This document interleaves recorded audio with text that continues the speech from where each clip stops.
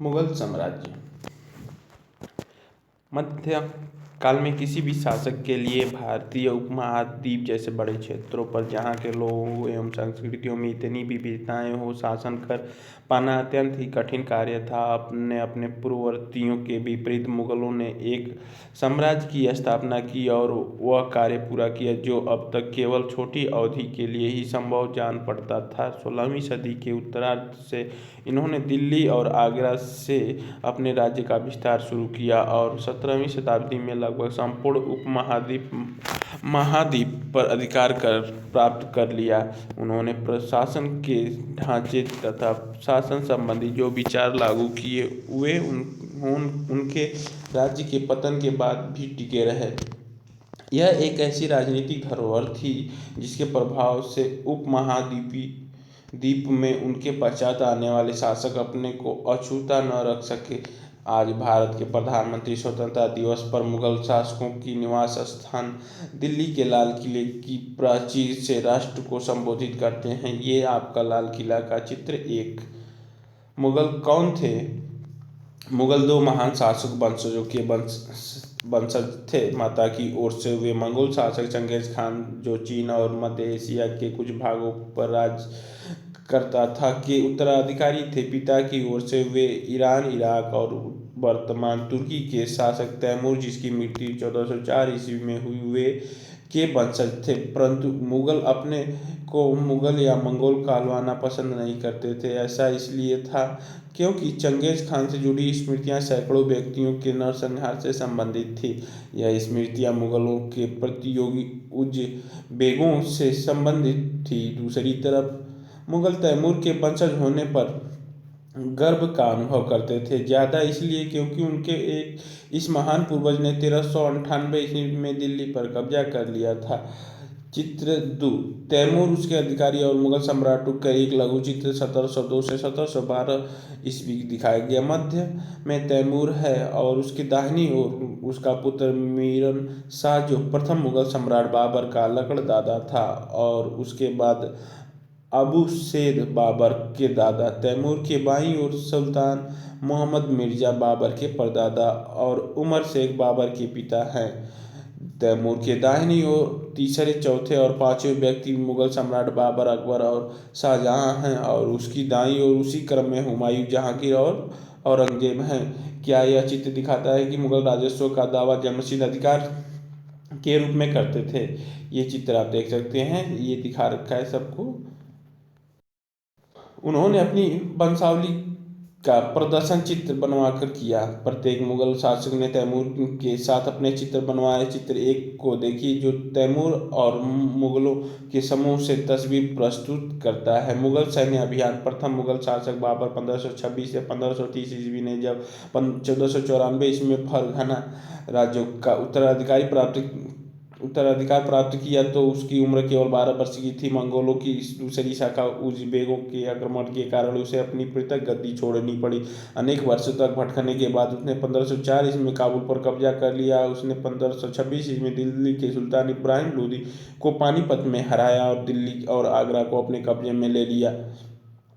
तालिका 1 में मुगलों के प्रमुख सैन्य अभियानों को दिखाया गया। इसे ध्यान से पढ़िए। क्या आप इस लंबे घटनाक्रम में कोई पुनरावृत्ति ढूंढ सकते हैं? उदाहरण के लिए आप यह गौर करेंगे कि अफगान मुगल सत्ता के लिए तात्कालिक खतरे थे और मुगलों और अहोम अध्याय 7 और सिख अध्याय 8 और 10 में और मेवाड़ और मारवाड़ अध्याय 9 के संबंधों पर भी गौर करें। सफाविदों ईरान से अकबर और हुमायूं के संबंध में क्या अंतर था? क्या औरंगजेब के शासनकाल में गोलकुंडा और बीजापुर के अधिग्रहण से दक्कन में युद्ध का अंत हो पाया? 16वीं शताब्दी के युद्ध में तोपों और गोलाबारी की पहली बार इस्तेमाल हुआ। बाबर ने इनका पानीपत में पहली लड़ाई में प्रभावी ढंग से उपयोग किया। ये चित्र दिखा रखा है कि मुगल फौज अभियान युद्ध में प्रयोग होने वाले बारूद की तकनीकी भारत में 14वीं शताब्दी में लाई गई थी। आग्नेयास्त्र के लिए इसका प्रयोग सबसे पहले गुजरात, मालवा और दक्कन के जैसे प्रदेशों में हुआ और लंबी 16वीं शताब्दी में बाबर द्वारा इसका प्रयोग किया गया।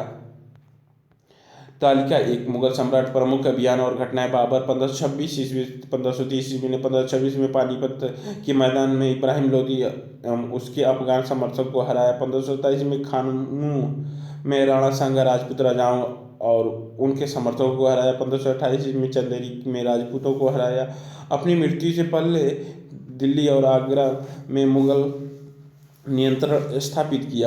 1530 से 1540 ईस्वी में और 1555 से 1556 ईस्वी में हुमायूं ने अपने पिता की वसीयत के अनुसार जायदाद का बंटवारा किया। प्रत्येक भाई को एक एक प्रांत मिला।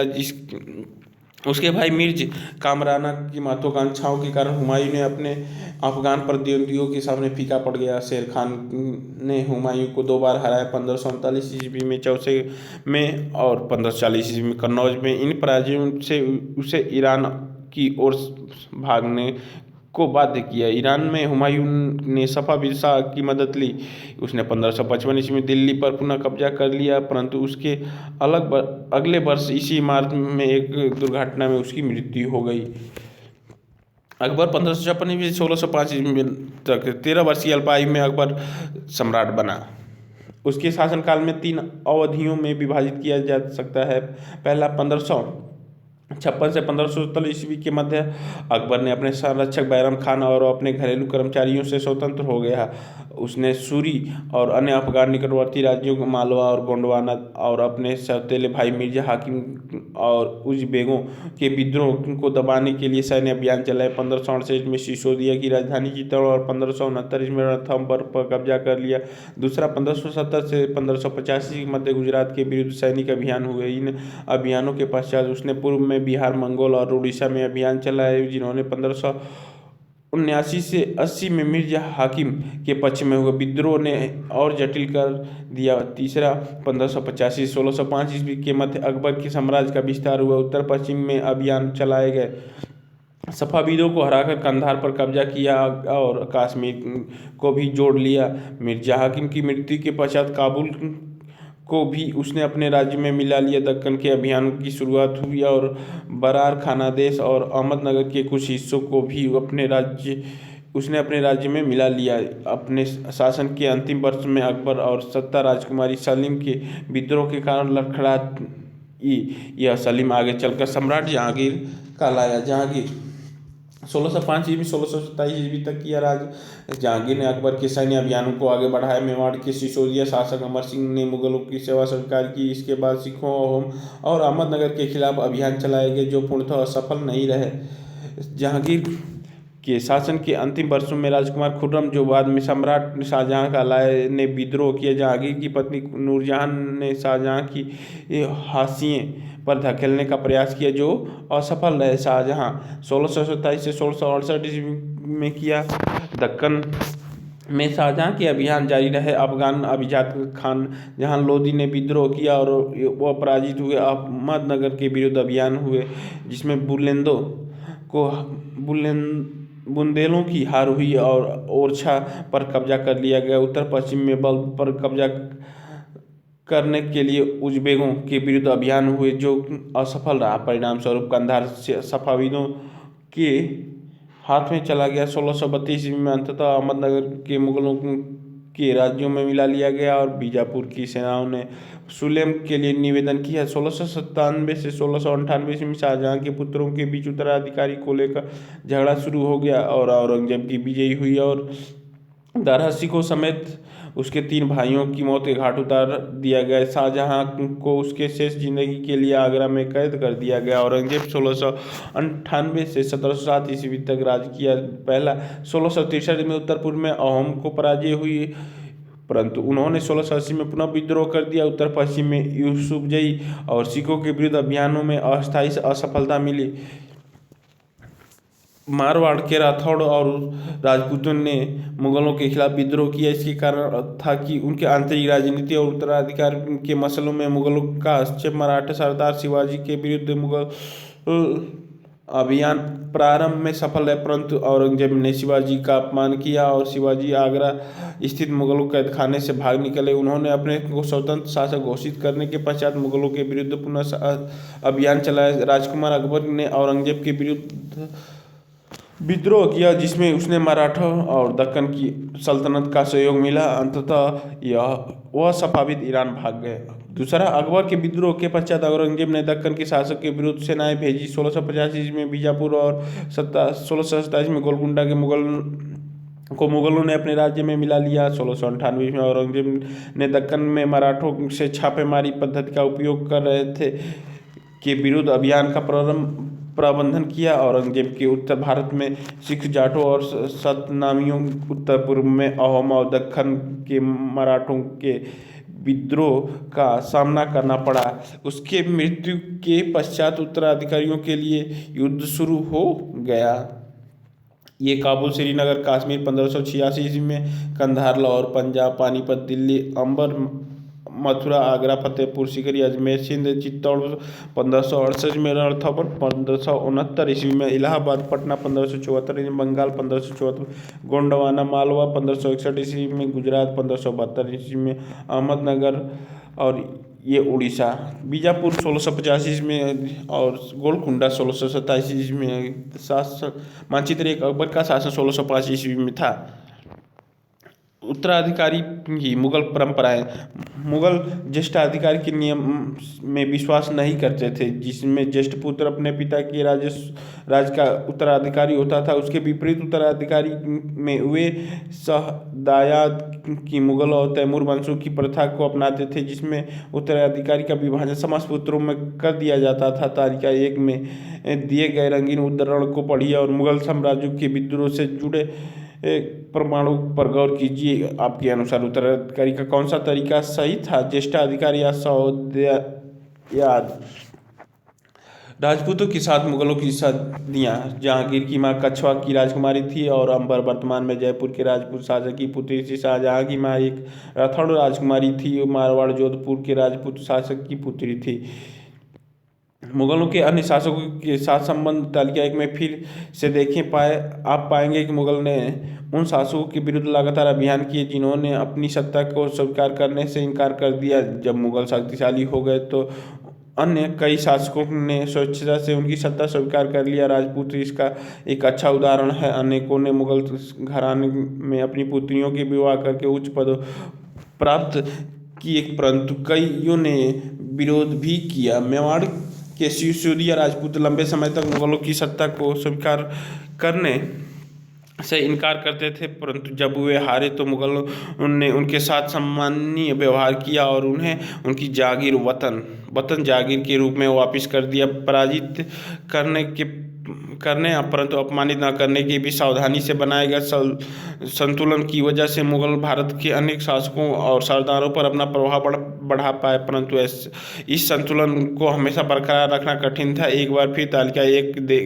देखें, गौर करें कि जब शिवाजी मुगल सत्ता स्वीकार करने आए तो औरंगजेब ने उनका अपमान किया। इसी अपमान का क्या परिणाम हुआ? मनसबदारी और जागीरदार। जैसे जैसे साम्राज्य में विभिन्न क्षेत्रों में सम्मिलित होते गए, वैसे वैसे मुगलों ने तरह तरह के सामाजिक समूहों के सदस्यों को प्रशासन में नियुक्त करना आरंभ किया। शुरू में ज़्यादातर सरदार तुर्की तुरानी थे, लेकिन अब इस छोटे समूह के साथ साथ उन्होंने शासक वर्ग में ईरानी, भारतीय, मुसलमान, अफगानों, राजपूत, मराठों और अन्य समूहों को सम्मिलित किया।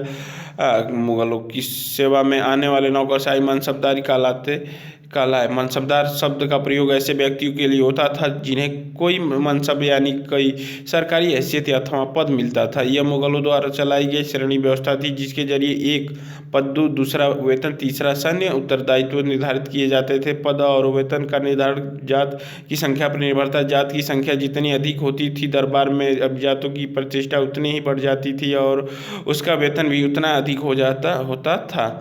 जात की श्रेणियाँ 5000 जात वाले अभिजातों का दर्जा 1000 जात वाले अभिजातों से ऊंचा था।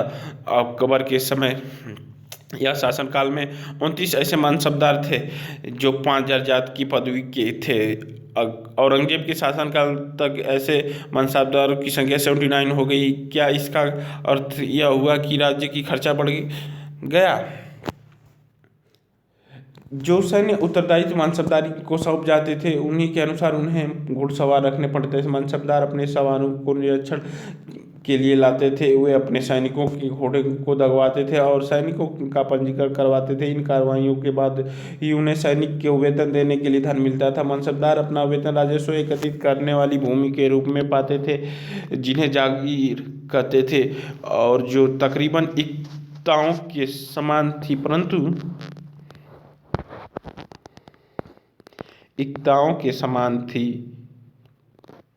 परंतु मनसबदार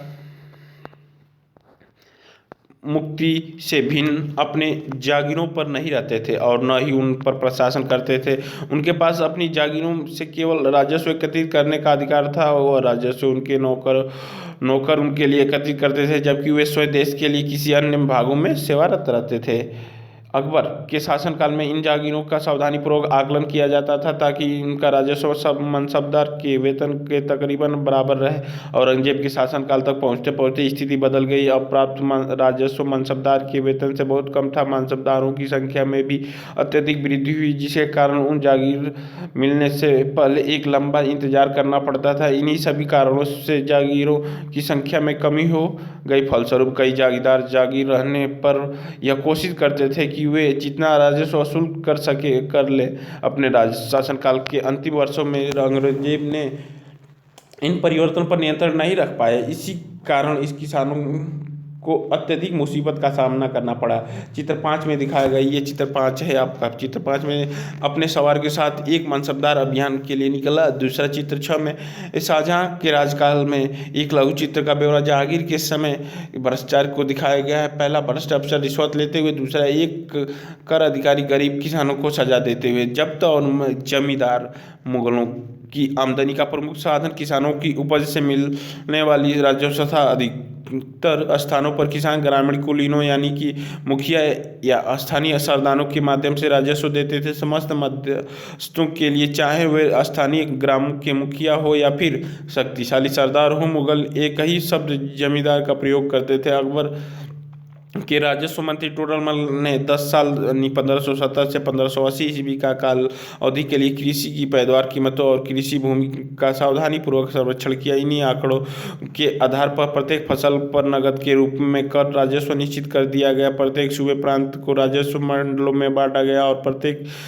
की हर फसल के लिए राजस्व दर की अगली सूची बनाई गई। राजस्व प्राप्त करने की इस व्यवस्था को जब्त कहा जाता था। यह व्यवस्था उन स्थानों पर प्रचलित थी जहां पर मुगल प्रशासनिक अधिकारी भूमि का निरीक्षण कर सकते थे और सावधानीपूर्वक उनका हिसाब रख सकते थे। ऐसा निरीक्षण गुजरात और बंगाल जैसे प्रांतों में संभव नहीं हो पाया। कुछ क्षेत्रों में जमींदार इतने शक्तिशाली थे कि वे मुगल प्रशासकों द्वारा शोषण किए जाने की स्थिति में वे विद्रोह कर सकते थे। कभी कभी एक ही जाति के जमींदार और किसान मुगल सत्ता के खिलाफ मिलकर विद्रोह कर देते थे। 17वीं शताब्दी के आखिरी से ऐसे किसान विद्रोह के मुगल साम्राज्य के अस्थायित्व को चुनौती दी। अकबरनामा और आईने अकबरी। अकबर ने अपने करीबी मित्र और दरबारी अबुल फजल को आदेश दिया कि उसके शासनकाल का इतिहास लिखे। अबुल फजल ने यह इतिहास 3 जिल्दों में लिखा और इसका शीर्ष अकबरनामा था। पहली जिल्द में अकबर के पूर्वज का बयान था, दूसरी में अकबर के शासनकाल की घटनाओं का विवरण देती है, तीसरी जिल्द आईने अकबरी, इसमें अकबर के प्रशासन, घराने, सेना, राजस्व और साम्राज्य के भूगोल का ब्यौरा मिलता है। इसमें समकालीन भारत के लोगों की परंपरा और संस्कृति का भी विस्तृत वर्णन है। आईने अकबरी का सबसे रोचक आयाम है विविध प्रकार की चीज़ों, फसलों, पैदावार, कीमतों, मजदूरों और राजस्व की सांख्यिकी विवरण है। अब्दुल फजल से अकबरनामा लेते हुए अकबर की नीतियाँ नज़दीकी से एक नजर प्रशासन के मुख्य अभिलक्षण अकबर की निर्धारित किए थे और इनका विस्तृत वर्णन अबुल फजल की अकबरनामा विशेषकर आईने अकबरी में मिलता है। अबुल फजल के अनुसार साम्राज्य कई प्रांतों में बटा हुआ था जिन्हें सूबा कहा जाता था। सूबे के प्रशासक सूबेदार कहलाते थे जो राजनीतिक तथा सैनिक दोनों प्रकार के कार्यों का निर्वाह करते थे। प्रत्येक प्रांत में एक वित्तीय अधिकारी भी होता था जो दीवान कहलाता था। कानून और व्यवस्था बनाए रखने के लिए सूबेदार के अन्य अफसरों का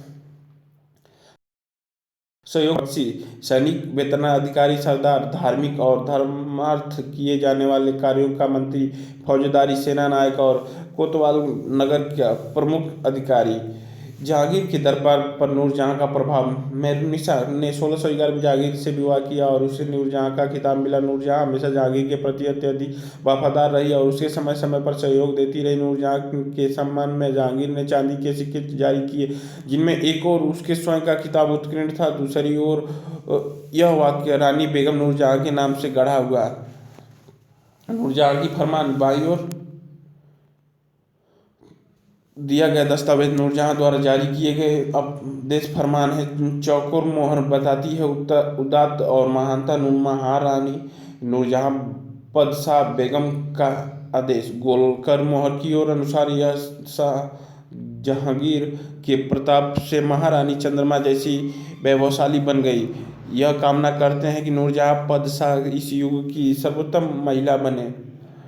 मादनता। ऐसा वाक्य या कथन जिससे अधिकारपूर्ण कहकर यह आशा की जाए कि उस पर बिना कोई प्रश्न उठाए स्वीकार कर लिया जाएगा। अकबर के अभिजात बड़ी सेनाओं की संचालन करते थे और बड़ी मात्रा में वे राजस्व खर्च कर सकते थे। जब तक कि वे वफादार रहे, साम्राज्य की कार्य सफलतापूर्वक चलता रहा, परंतु 17वीं सदी के अंत तक कई अभिजातों ने अपने स्वतंत्रता लाने ताने माने बुन लिए थे। साम्राज्य के प्रति उनका वफादारी उनके निजी हितों के कारण कमजोर पड़ गई थी। 1570 ईस्वी में अकबर जब फतेहपुर सीकरी में था तो उसने उलेमा ब्राह्मणों, जेसुइट पादरियों जो रोमन कैथोलिक थे और जरदुश्त धर्म के अनुयायियों के साथ अकबर धर्म के मामले पर चर्चा शुरू की। ये चर्चाएं इबादत खाना में हुई। अकबर की रुचि विभिन्न व्यक्तियों के धर्मों और रीति रिवाजों में थी। इसी विचार विमर्श से अकबर की समझ बनी कि जो विद्वान धार्मिक रीति और मानवता पर बल देते हैं वे अक्सर कट्टर होते हैं।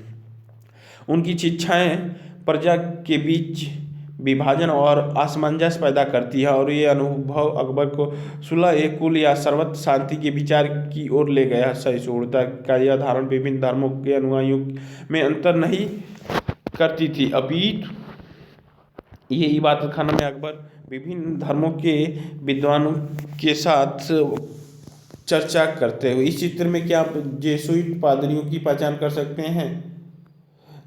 इसका केंद्र बिंदु थी नीति शास्त्र में एक व्यवस्था जो सर्वत्र लागू की जा सकती है, जिसमें केवल सच्चाई या न्याय और शांति पर बल था। अब्दुल फजल ने सुलह-ए-कुल के इस विचार को आधारित शासन दृष्टि बनाने में अकबर की मदद की। शासन के इस सिद्धांत को जहांगीर और शाहजहां ने भी अपनाया। अकबर ने कई सांस्कृतिक ग्रंथ के फारसी में अनुवाद कार्यों के संपन्न कराया। इस उद्देश्य हेतु उन्होंने फतेहपुर सीकरी में एक मकतबखाना या अनुवाद ब्यूरो की स्थापना की। महाभारत रामायण संस्कृत ग्रंथ का अनुवाद कार्य के लिए चुना गया। रजनामा जो महाभारत का फारसी अनुवाद है में महाभारत की घटनाएं का विस्तृत चित्रांकन है। सुलह-ए-कुल। अकबर की सुलह-ए-कुल की नीति का उनके पुत्र जहांगीर ने इस प्रकार वर्णन किया। ईश्वरीय अनुकंपा के विस्तृत आंचल में सभी वर्ग और सभी धर्मों के अनुयायियों की एक जगह है, इसलिए इसके विशाल साम्राज्य में इसकी चारों ओर की सीमाएं केवल समुद्र से ही निर्धारित होती थी। विरोधी धर्म के अनुयायियों की तरह तरह के अच्छे बुरे विचार के लिए जगह थी। यहाँ असहिष्णुता का मार्ग बंद था। यहाँ सुन्नी और शिया एक ही मस्जिद में इकट्ठा होते थे और ईसाई और यहूदी एक ही गिरजे में प्रार्थना करते थे।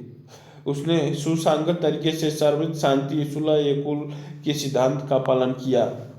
17वीं शताब्दी में और उसके पश्चात मुगल साम्राज्य की प्रशासनिक और सैनिक कुशलता के फलस्वरूप आर्थिक और वाणिज्यिक समृद्धि में वृद्धि हुई। विदेशी यात्रियों ने इसे वैसा धनी देश बताया जैसे कि किस्से कहानियों में वर्णित होता रहा, परंतु यही यात्रा इसी प्रचुरता के साथ मिलने वाली दरिद्रता को देखकर विस्मित रह गई। सामाजिक असमानताएं साफ दिखाई पड़ती थी। शाहजहां के शासनकाल के 20वीं वर्ष के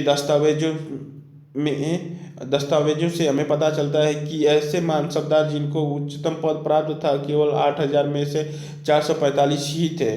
कुल मानसबदारों की एक छोटी संख्या 5.6% ही साम्राज्य के अनुमानित राजस्व का 61.5% स्वयं उनके और उनके सवारों के वेतन के रूप में दिया जाता था। मुगल सम्राट की ओर से उनके मनसबदार अपनी आय का बहुत बड़ा भाग वेतन और वस्तुओं पर लगा देते थे।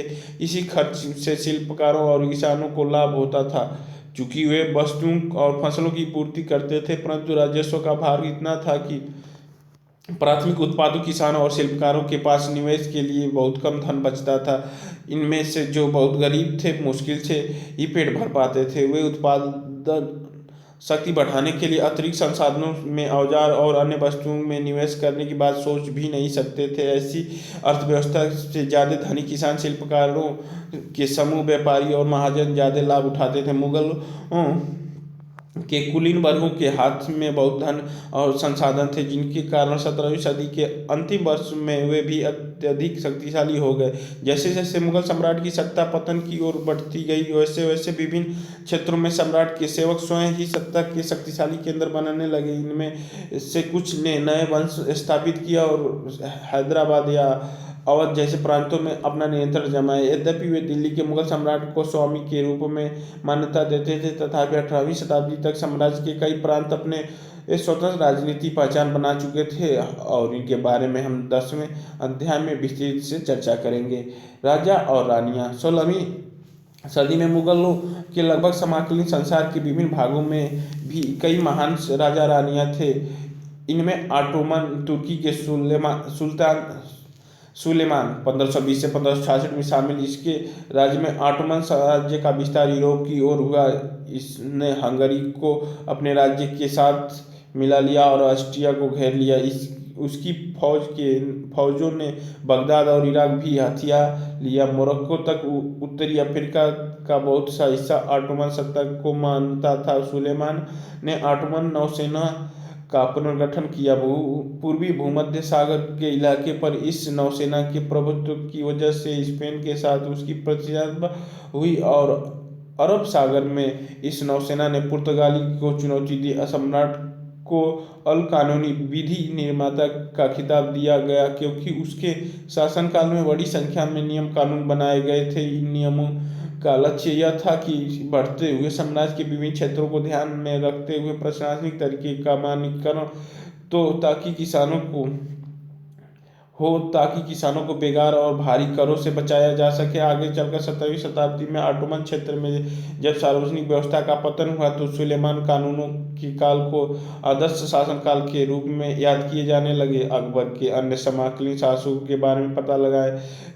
इंग्लैंड के शासक रानी एलिजाबेथ 1598 से 1603 ईस्वी में, ईरान का सफाविद शासक शाह अब्बास 1588 से 1629 में, और इनमें कहीं ज़्यादा विवादास्पद रूसी शासक जार इवान चतुर्थ बेसिलयोविच 1530 से 1584 में, जो इवान दी टेरिबल नाम से कुख्यात था। कल्पना के लिए आपके लिए बाबर और अकबर शासक बनने के समय आपकी ही उम्र के थे। कल्पना करें कि आपके पिता की संपत्ति के रूप में एक राज्य प्राप्त होता है, तो आप अपने राज्य के अस्थायी और समृद्धि कैसे बनाएंगे। ये प्रश्न दे रखा है। बीज शब्द यहाँ पे मुगल, मनसब, जागीरदार, जात, सवार, सुलह, अकुल, ज्येष्ठ अधिकार, सह, दायाद, जब्त और जमींदार। यहाँ पे करने के लिए भी कुछ दे रखा है कि मुगल साम्राज्य उपमहाद्वीप के विभिन्न क्षेत्रों में अनेक तरह से प्रभाव बढ़ाया। इसके लिए पता लगाइए कि नगर, गांव और क्षेत्र में आप रहते हैं उस पर इनका प्रभाव कैसे पड़ा।